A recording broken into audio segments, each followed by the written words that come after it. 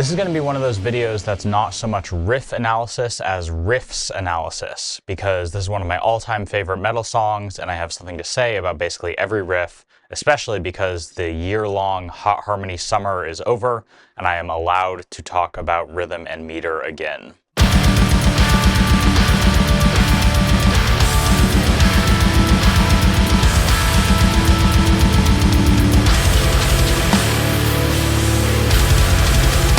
One of my early guitar teachers once told me that the best way to have odd meter stuff is where it's tricky, but it doesn't draw attention to itself, so you don't really even notice that it's happening. I don't think that's always true. There can be a tendency in music teaching to equate smoothness with quality, but I think that's kind of what's happening in a lot of the riffs in this song.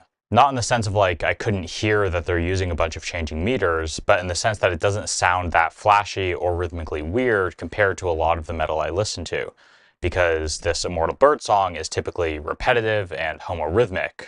That is, everyone is playing the same rhythm at the same time, like a single-minded machine, which makes the patterns pretty easy to latch onto.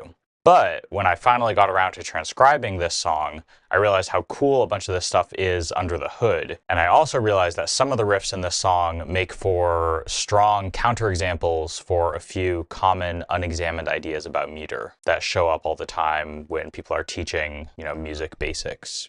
Here's a little taste of this type of weirdness. Did you ever notice this tempo change between the first two riffs and then again going back to the first riff?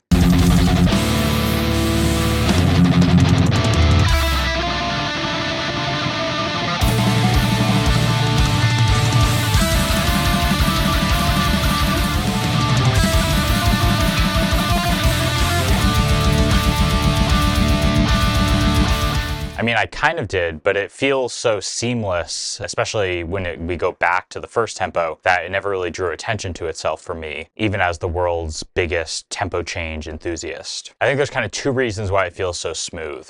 One is that it is flirting with being this pivot value modulation where the new tempo is in a 3:2 ratio to the old tempo, which means that we have a implied quarter note triplet becoming quarter note tempo modulation. And so if you want to latch on to that, the little chugs in the tail end of the first riff, so the we can hear that as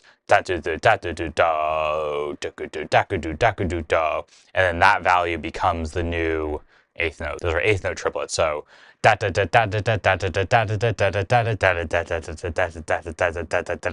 in the second riff.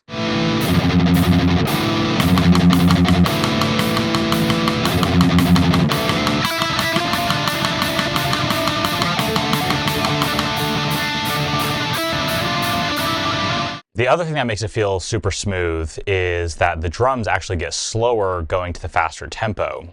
We've got a blast beat in both sections, but in the first section at 112-ish beats per minute, the drums are doing this octuple time thing with snare hits on every offbeat 30 seconds. So that's a really fast blast at a medium tempo.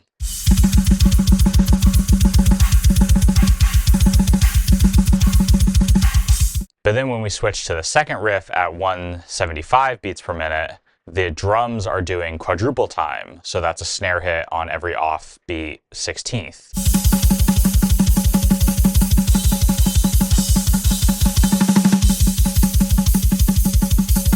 This means that overall the drums are moving slower, but the tempo has gotten faster. So we get this paradoxical feeling of slowing up or speeding down.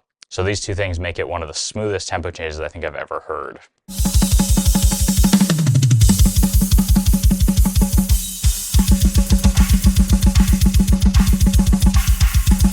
So that's slick craftsmanship. Here's a riff that poses some problems for one piece of music theory / musicianship advice that I feel like you hear all the time.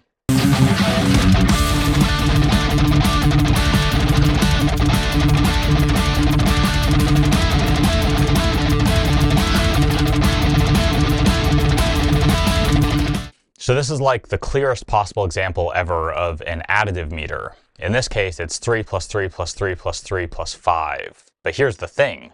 People always tell you that you're not supposed to have 5s, that basically anything above 3 should be broken down into 2s and 3s. I just don't think that's always true. Yes, you will often get 5 as 3 plus 2 or 2 plus 3, and you will often get 7s as 3 plus 2 plus 2 or whatever, but this demonstrably does not have to be true.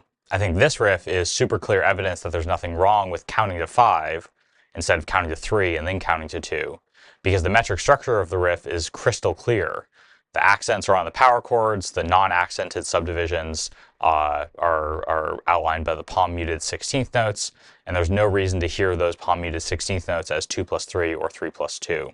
I think the closest other option in the music would be 1 plus 4, but you're definitely not supposed to have 1s in an additive meter, especially not when it's this fast.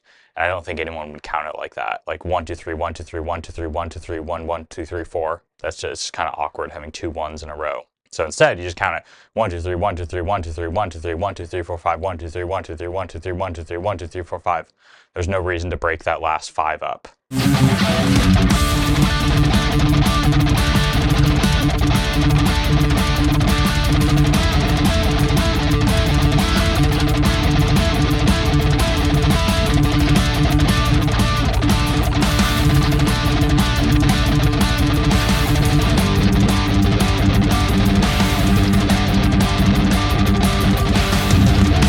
And like, yeah, it's possible to count to 5. People do it all the time. And I think sometimes it's the best option.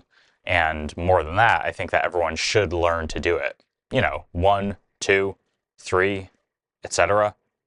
Here's another riff in the song that made me think a little bit about meter and notation in this case. Or really, it's another version of that riff that we talked about a second ago, the faster riff in the first couple tempo changes. Where do you feel the beat?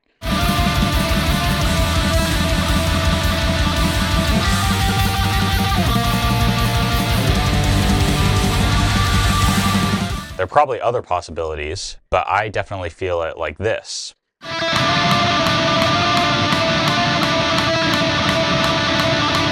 And where do you feel the measures? I think it's hard not to hear it at the end of this double tresillo. I think the last video I did was about this double tresillo, single tresillos, all these different 3/2 kind of grooves. And this is just like a super clear example of this. 1, 2, 3, 1, 2, 3, 1, 2, 3, 1, 2, 3, 1, 2, 1, 2, 1, 2, 3, 1, 2, 3, etc.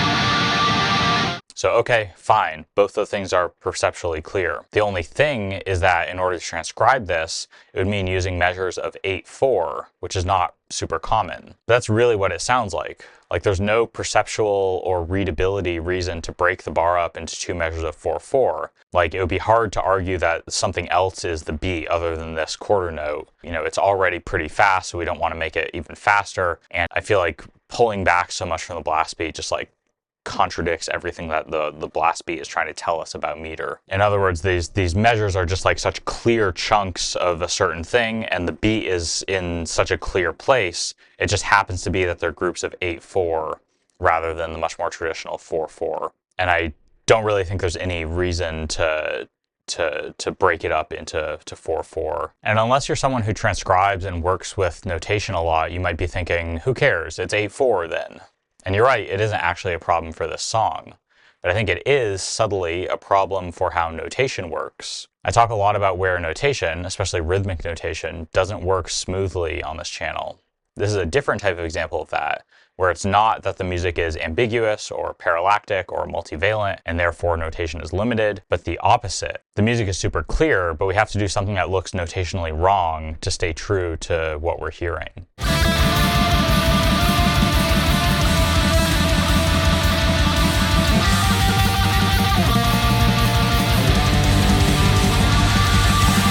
So those are some nerd things, but the thing that's really cool about the song for me is how cohesive it sounds. How all of these riffs come together to make something that flows smoothly and feels like it's all connected to itself. I think one of the things that does this is that it thematizes expansion and contraction throughout in almost every riff. Hey, did you ever notice there's actually 2 versions of the intro riff?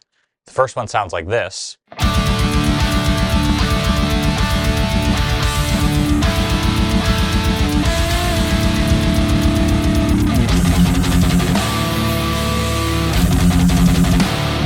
And And the second one, which comes a little later, sounds like this. Can you hear the difference?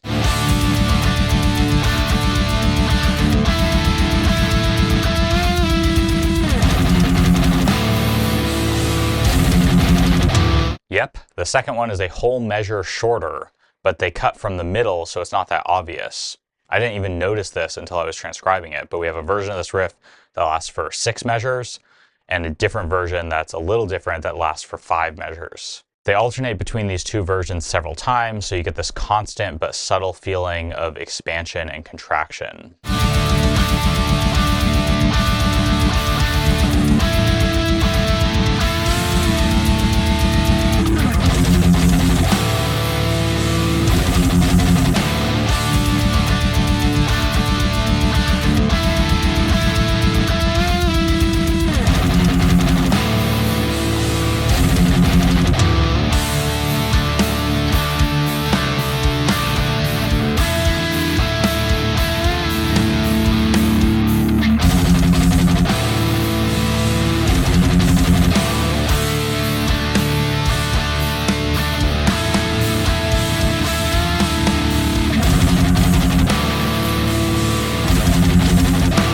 The feeling of expansion and contraction is clearer in a later riff, which is built on a bunch of minor second neighbor notes that move around, which goes 3-4, 3-3, 3-4, 3-5, a classic ABAC additive metric process, and another example in this song where I don't think it makes any sense to split the 5 into smaller subgroups.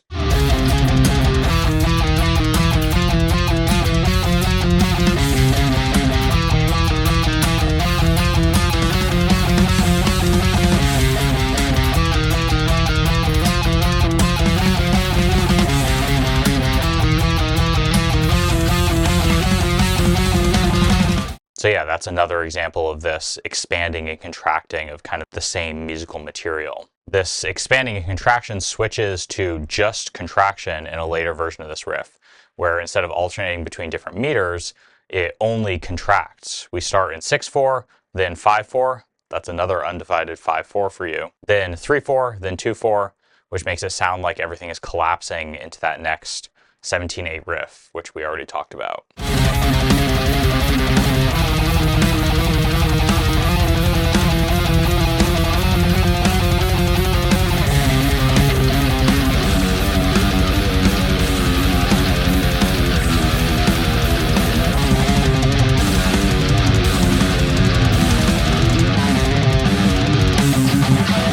And that's all of the riffs in this song except for one, which is the most memorable one and the one that I've always felt like the song is leaning towards. This really pretty riff lasting for 12 quarter notes, which is grouped 5 plus 7 by the guitars, which sounds kind of like a veil floating or drifting gracefully or maybe resignedly to the ground over and over.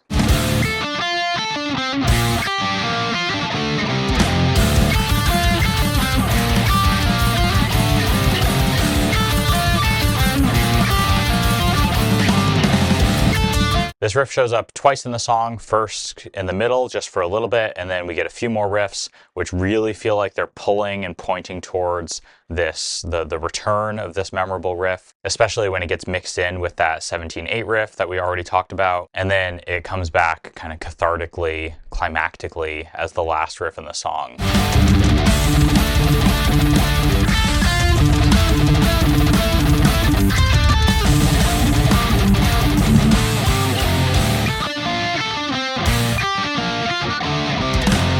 And they take advantage of the fact that 12 is divisible by 3 to kind of shift up the feel of this riff, this 5 plus 7 riff. And then they also add some layers, an octave up, and some other cool stuff, which makes it feel like it's evaporating into thin air, which is also really pretty.